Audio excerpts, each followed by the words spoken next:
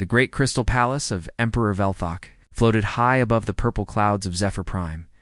Inside the massive throne room, holographic screens showed maps of 12 star systems under Zephyrian control. Oh, yeah. The Emperor sat on his black stone throne, his golden scales catching the light from 1,000 floating crystals. His forearms moved gracefully as he reviewed daily reports from across his empire. Admiral Kethvel walked into the throne room, his heavy boots clicking on the smooth floor.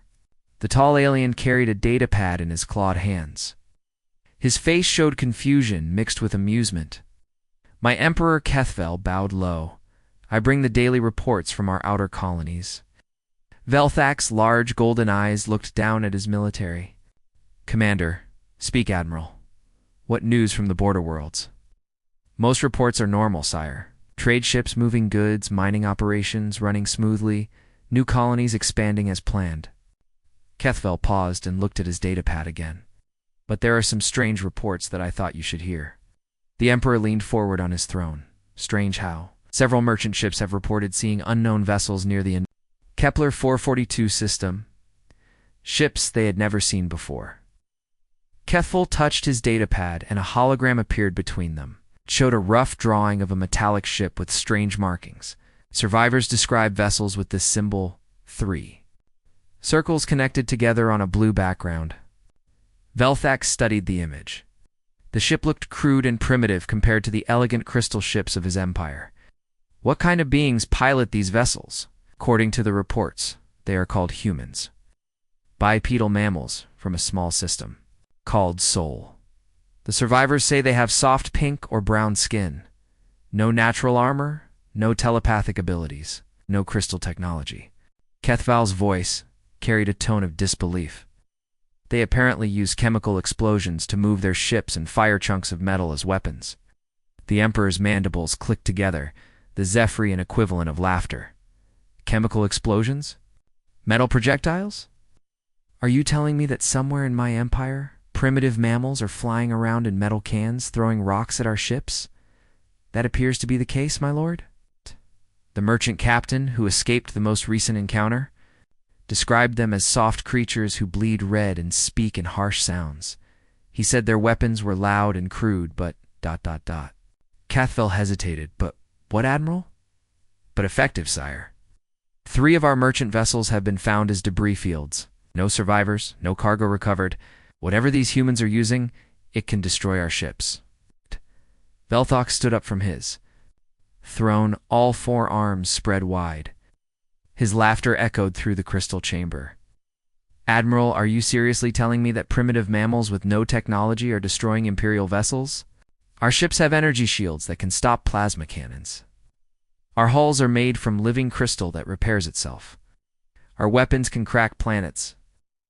Other Zephyrian nobles in the throne room began laughing as well. The idea seemed impossible. For 300 years, the Zephyrian Empire had expanded across the galaxy. Every species they encountered either joined willingly or was conquered quickly. Most aliens begged for mercy when they saw the power of Zephyrian crystal technology. Perhaps the merchant crews are lying to cover their own failures, suggested General Morthic, stepping forward. Maybe they sold their cargo illegally and invented this story about human attacks. Or perhaps these humans are working with another species, added Intelligence Director Shalene. Some enemy of the Empire might be using primitive beings as a front for their operations. Admiral Kethvel looked uncomfortable. My Emperor, I have analyzed the wreckage patterns. The damage is consistent with kinetic weapons, high-velocity, metal projectiles. The attack patterns suggest coordination and tactical knowledge. These are not random pirates or fabricated stories. Velthak waved dismissively with 2 of his arms. Even if these humans exist, what threat could they possibly pose? A species that has not even mastered energy weapons or crystal technology. Admiral, I want you to send a patrol squadron to investigate these reports. But do not waste too many resources on this nonsense. Yes, my Emperor. How should our forces respond if they encounter these humans? Standard first contact protocol. Demand their surrender. Offer them a place in the Empire as a servant species. If they refuse. Velthak's golden eyes gleamed. Demonstrate why every species in the galaxy fears Zephyrian power. The nobles in the throne room murmured their approval. Several made jokes about keeping humans as pets or using them for entertainment in the fighting pits. Admiral Kethvel bowed. Again, it will be done, my emperor. Captain Zelmore's squadron is already patrolling near the Kepler system. I will order them to investigate. As the meeting ended and the nobles filed out of the throne room, none of them noticed a small detail in the intelligence reports. Each merchant ship that had been destroyed was found near a different star system. The attacks were not random. They formed a pattern, moving steadily toward the heart of Zephyrian space, and in the deepest files, marked as unimportant data, were radio transmissions intercepted from human space. Most were routine communications. But buried in the signal analysis was something troubling. The humans were not just talking to each other within their own systems. They were coordinating across vast distances, sending encrypted messages to locations the Zephyrians had never mapped. Whatever these humans were planning, it was bigger than anyone in the Crystal Palace realized. Captain Zalmor stood on the bridge of his flagship, the Crystal Dawn.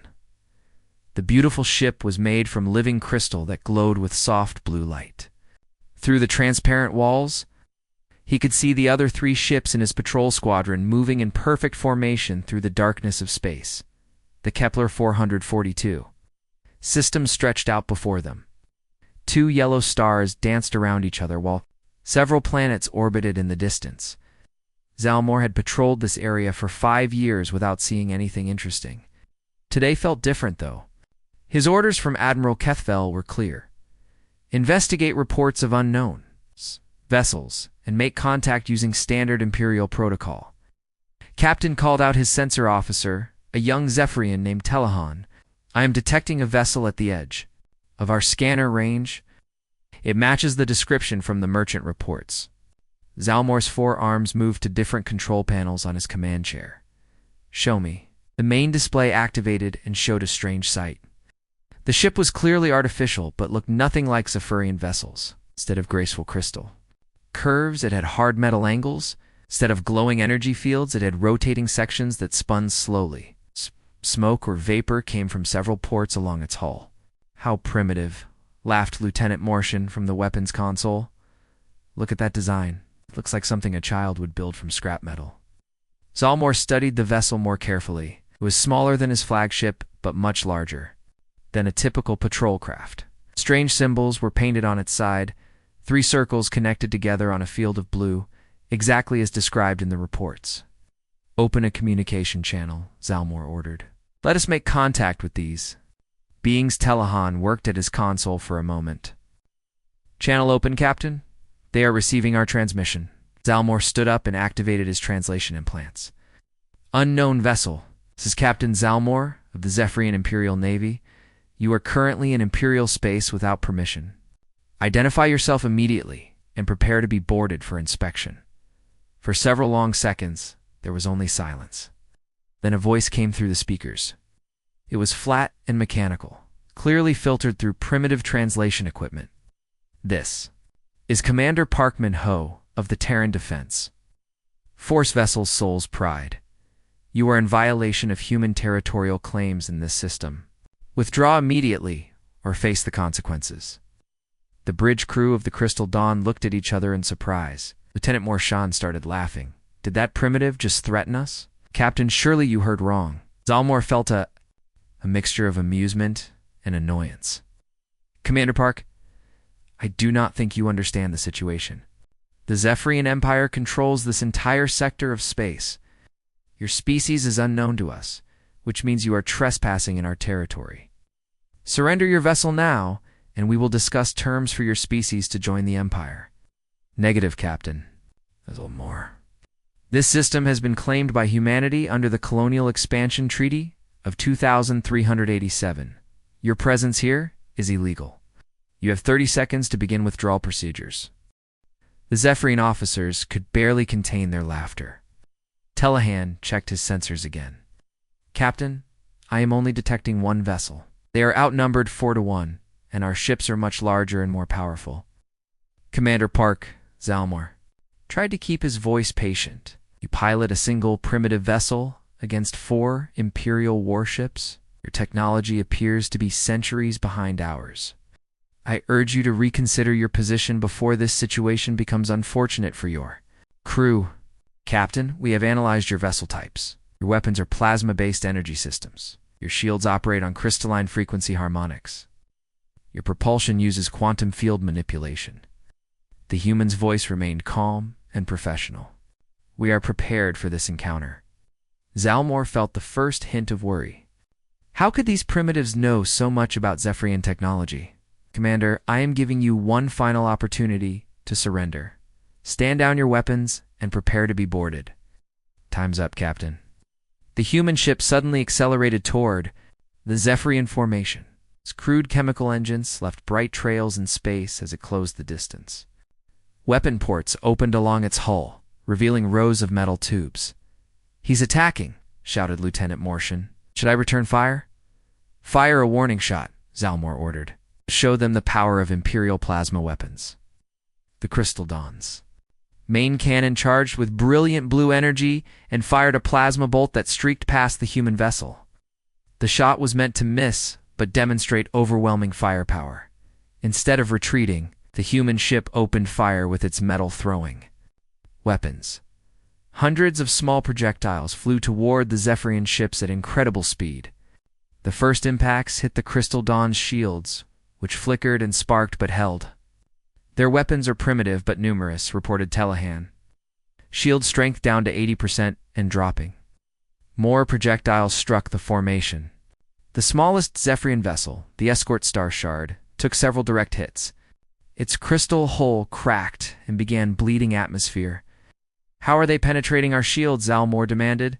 "The projectiles are solid matter, Captain. Our shields are designed to stop energy weapons. These metal slugs are passing through, like the shields are not there." The human ship continued its attack while transmitting a powerful signal toward deep space. Whatever they were sending, it was clearly important enough to risk their lives for. "All ships, focus fire on that vessel," Zalmor ordered. "End this now." The 4 Zephyrian ships fired together, their plasma cannons creating a web of deadly energy. But the human ship was fast and agile, dodging between the beams while continuing to fire its kinetic weapons. When the battle finally ended 20 minutes later, 2 Zephyrian ships were destroyed, and the other 2 were badly damaged. The human vessel had vanished into hyperspace. Leaving only debris and questions behind, Zalmor stared at the empty space, where his enemy had been, and wondered what kind of species they had just encountered. The crystal amphitheater on Zephyr. Prime filled with the most powerful beings in the Empire. Emperor Velthax sat on his raised throne, while dozens of military commanders, scientists, and advisors took their seats on the curved benches below. Holographic displays floated in the center of the room, showing the wreckage from Captain Zalmor's encounter with the humans. General Morthic stood at the center podium, his scarred face serious as he pointed to the tactical analysis. "My Emperor, we have completed our study of the human vessel and weapons. What we found is both amusing and disappointing." The general touched a control, and the display showed a cutaway view of human ship design. "Their technology is at least 300 years behind ours. They use chemical rockets for propulsion, the same primitive system our ancestors abandoned millennia ago. Their power comes from fusion reactors that are barely more advanced than controlled explosions." After rippled through the amphitheater. Admiral Kethville shook his head in disbelief. "Chemical rockets? How do they even reach other star systems?" "Very slowly," replied General Morthic with a smile. "Our intelligence suggests their fastest ships take months to travel distances we cover in days. They cannot even communicate instantly across their territory like we do with our crystal networks." Dr. Shalin, the Empire's chief scientist, activated another display. Their weapons are equally primitive. Instead of plasma cannons or energy beams, they fire pieces of metal using chemical explosions. The projectiles travel at high speed, but have no guidance systems. They must aim manually and hope to hit their targets, like throwing stones, commented Intelligence Director Velshon. "Primitive beings throwing stones at crystal starships.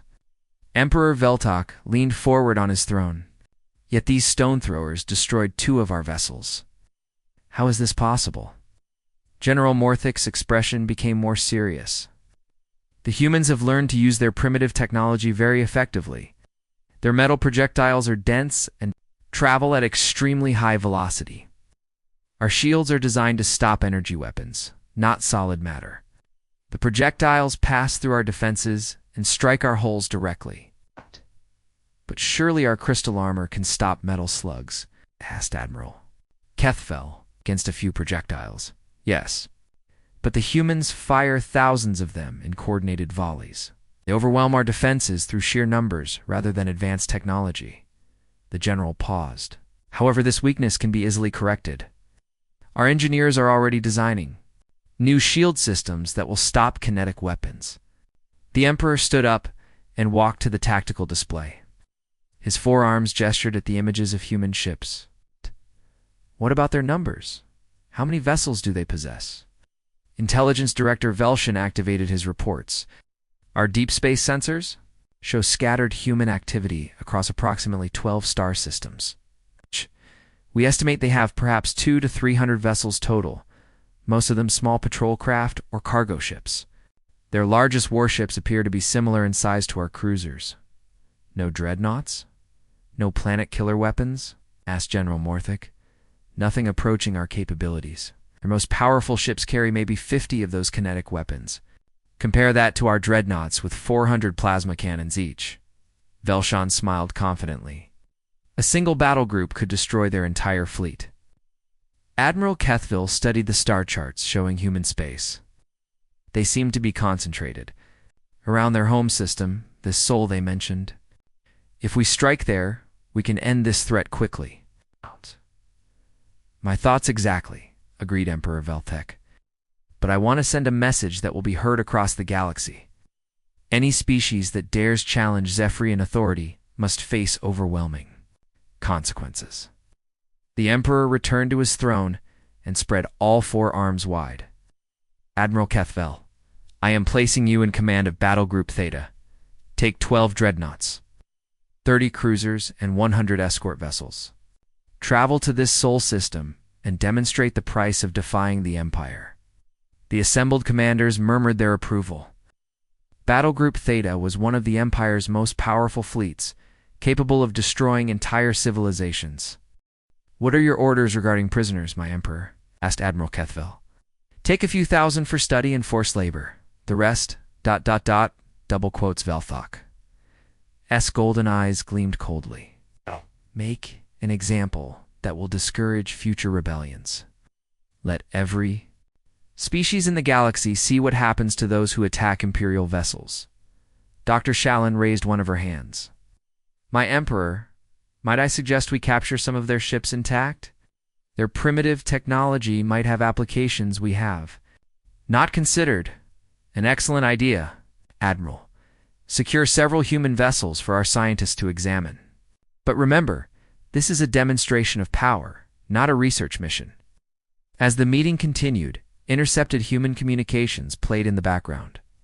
The translation systems were having difficulty with human languages, but the meaning was clear enough. Panic-filled messages about evacuation procedures, desperate calls for military reinforcements, and references to something called Protocol 7. Listen to them, laughed General Morthic. They know what is coming, and they are running like frightened animals. Some messages mention awakening the giant, noted Intelligence Director Velshan. It's probably a reference to their primitive war machines. Let them awaken whatever they want, said Admiral Kethfell confidently. Battle Group Theta has enough firepower to glass their entire homeworld. Their giant will face the might of the Zephyrian Empire. Emperor Velthak nodded with satisfaction. Begin preparations immediately. I want this fleet ready to depart. Within 3 days, an admiral makes sure every ship in the galaxy knows what happened to the humans. Sometimes fear is more effective than diplomacy. The War Council dispersed with excitement.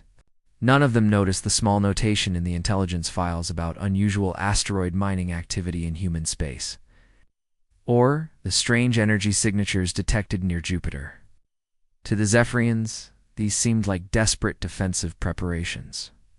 By a doomed species, they had no idea they were about to encounter something beyond their comprehension. Admiral Kethvel stood on the bridge of his flagship, as the massive dreadnought Empire's wrath through the crystal viewing ports. He could see the other ships of Battle Group Theta arranged in perfect formation. Oh. 12 dreadnoughts floated like giant crystal cathedrals in space, their hulls glowing with internal energy. 30 cruisers formed protective screens around the larger vessels, while 100 escort ships spread out in a wide defensive pattern. The fleet had just dropped out of hyperspace at the edge of the Sol system. Kethvel expected to find a few dozen primitive human warships scattered around their homeworld. Maybe Some hastily built defense platforms. Instead, his sensors were showing something that made no sense. Admiral called out his sensor officer. "Tell Myron," his voice shaking slightly. "I am detecting multiple contacts throughout the system. Many, many contacts." "Define many, Lieutenant." Almira worked frantically at his console, double-checking his readings. "Sir, I count over 3,000 vessels arranged in formation near the fourth planet Jupiter, according to our star charts." Kethvel felt his confidence waver for the first time since leaving Zephyr Prime. 3,000? That cannot be correct. Our intelligence showed the humans have at most a few hundred ships total. Sensors confirm. Admiral, the contacts are spread across an area larger than our entire battle group. The main display activated, showing the space around Jupiter. What Kethvel saw made his blood freeze. Ships stretched as far as his sensors could detect, massive carriers with small fighters already launching from their bays, his battleships that looked crude but powerful, destroyers arranged in defensive formations, and support vessels of every size and design. "How is this possible?" whispered Captain Morthalon from the communications station. "Where did they get so many ships?" Commander Shavik, the fleet's intelligence officer, studied the readings with growing alarm. "Admiral, am detecting multiple ship classes we have never seen before. Some of these vessels are larger than our cruisers. That formation near Jupiter's largest moon appears to be a command structure with at least 50 heavy battleships." Kethvel tried to process what he was seeing. The human fleet was not just large, it was organized. Ships moved and coordinated. Patterns, fighter squadrons formed escort groups. The entire formation showed military discipline that took years to develop. "Sir," reported Telmyron, "I am also detecting significant defensive structures throughout the system.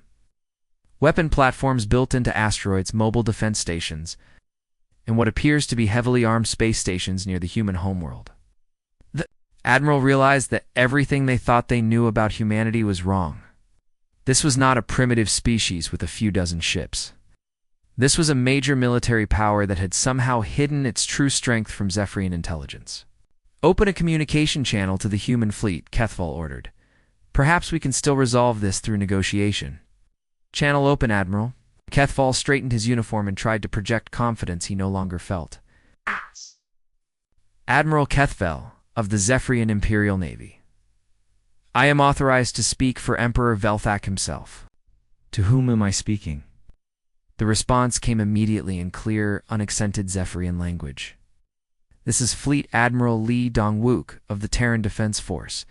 You are not welcome in this system, Admiral Kethvel." The humans' use of perfect Zephyrian shocked the bridge crew. How had they learned the Imperial language so quickly and completely? "Admiral Lee, I believe there has been a misunderstanding.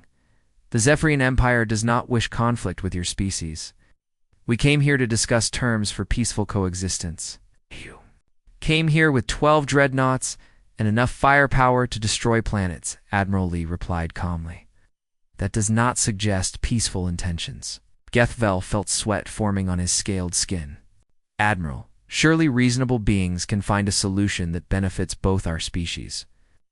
The Empire is prepared to offer humanity a place as a protected member world. Protected by whom? The same Empire that sent warships to destroy our colonies? The same Empire that laughed at reports of our existence?" The human admiral's words carried a tone that made Kethvel's skin crawl. There was no fear in that voice, no desperation. Only cold, calculated anger. How do you know about our internal discussions? Kethvel asked. We know many things, Admiral. We know your empire considers us primitive animals. We know you plan to make an example of humanity to frighten other species. We know you expected to find a few dozen ships defending a helpless world. Telmaron looked up from his sensors with wide eyes. Admiral, I am detecting more ships entering the system. Lots more ships. The display updated to show additional human fleets arriving from multiple directions. They emerged from hyperspace in perfect formation, taking positions that surrounded Battlegroup Theta completely. Admiral Lee Kethvel's voice cracked slightly. How many ships do you have? Enough, came the simple reply. Admiral Kethvel, you came to our home to demonstrate Zephyrian power.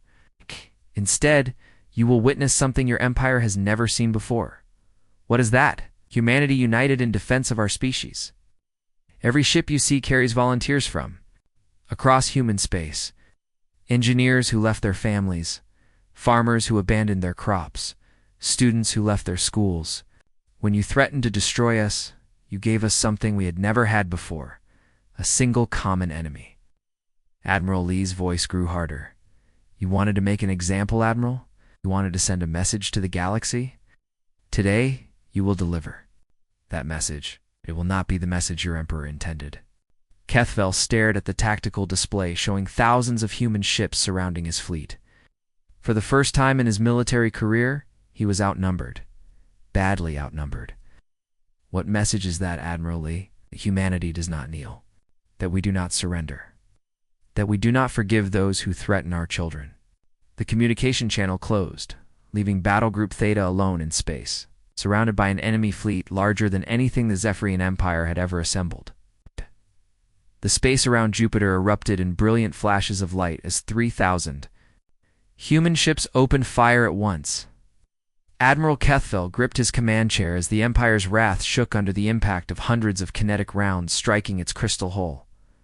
Around him, his bridge crew worked frantically at their stations. While alarms blared throughout the ship, shields at 60% and falling, reported Lieutenant Telmiran. These projectiles are punching through our defenses like they are made of paper.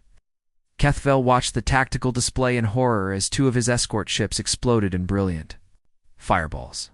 The humans were not fighting like any enemy the Empire had ever faced. Their ships charged directly into Zephyrian plasma fire, absorbing massive damage while continuing to attack. When human vessels were critically damaged, they rammed themselves into Imperial ships rather than retreat. Sir, the Crystal Spear is requesting immediate assistance, called Captain Morthellen from communications. They have lost main power and are drifting toward a group of human destroyers. Through the viewing port, Kethvel could see the damaged cruiser spinning helplessly as 6 human ships closed in around it. The humans showed no mercy. They poured kinetic fire into the helpless vessel until it broke apart in a cascade of crystal fragments and escaping atmosphere. These beings fight like animals, whispered Commander Shavik. They have no concept of honorable combat. They have no concept of self-preservation either, added Telmaron. I am watching human ships with hull breaches continue fighting even as their crews are being sucked into space. The battle had been raging for 4 hours, and Admiral Kethvel was beginning to understand a terrible truth. The humans were not trying to win through superior technology or tactics. They were winning through sheer determination and willingness to sacrifice everything for victory. Admiral Morthallen's voice was urgent. Priority transmission from Zephyr Prime. Emperor Velthak himself. Put it through immediately. The Emperor's image appeared on the main screen, his golden eyes wide with something approaching panic. Admiral, you must withdraw your forces immediately. Do not continue this engagement, my Emperor. We are heavily engaged with the human fleet. Withdrawal would be difficult, but possible if we coordinate. You do not understand, Velthak interrupted. Our deep space reconnaissance has detected movement throughout human territory. This battle you are fighting is not their main fleet. It is only their home defense force. Kethvel felt his heart stop beating for a moment. What do you mean? My Emperor, we've identified 67 separate human battle groups moving toward Imperial space. Each group contains between 2,000 and 5,000 vessels. Admiral, They have been hiding their true strength across hundreds of systems. What you are facing is less than 5% of their total military capability. The bridge crew stared at the Emperor's image in stunned silence. If the massive fleet surrounding them was only a small part of human military power, then the Empire faced an enemy unlike anything in their history. But Sire Shevik spoke up. How could they have built so many ships without our intelligence detecting them? Our sensors monitor all major shipyards and industrial centers. Emperor Velthak's image flickered as explosions from the battle interfered with the transmission. They did not build them in shipyards, Commander. Our analysts have discovered that humans construct their vessels in asteroid mining facilities, converted cargo ships, and mobile construction platforms. They have been preparing for this war for decades. Preparing for war, Kethval asked. We only made contact with them days ago, no, Admiral? They made contact with us. Our intelligence now believes humans have been studying our empire for years. They know our technology, our tactics, our military doctrine. Its entire engagement was planned long before your fleet arrived. As if to prove the Emperor's words, the human fleet suddenly changed formation. Instead of the chaotic battle Kethval expected from primitives, the human ships moved with precision that spoke of extensive planning and practice.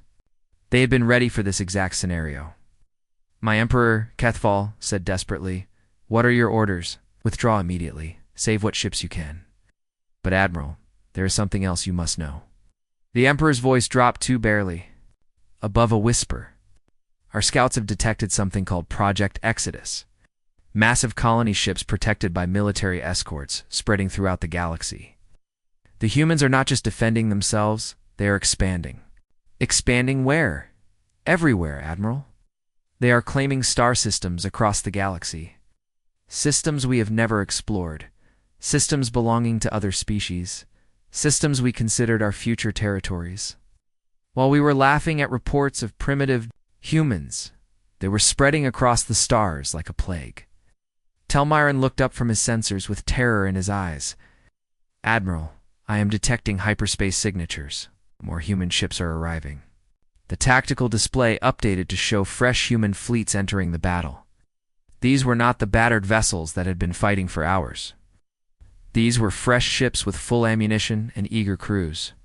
Admiral Lee Kethval opened to communication. Channel 2, the Human Fleet Commander. I request terms for the withdrawal of my remaining forces. There are no terms, Admiral Kethval, came the calm reply. You came here to destroy us. You wanted to make an example of humanity for the rest of the galaxy? Consider your mission accomplished. I do not understand. You will carry a message back to your empire. Tell them what you found here. Tell them that humanity does not forgive and does not forget. Tell them that we are coming. Coming where? Admiral Lee's voice carried a promise that chilled Kethval to his core. Everywhere. Of the original battle group Theta, only 11 ships limped back to Imperial space. They carried news that would shake the Zephyrian Empire to its foundations. Humanity was not a primitive species to be conquered, but a sleeping giant that had finally awakened, and it was very, very angry.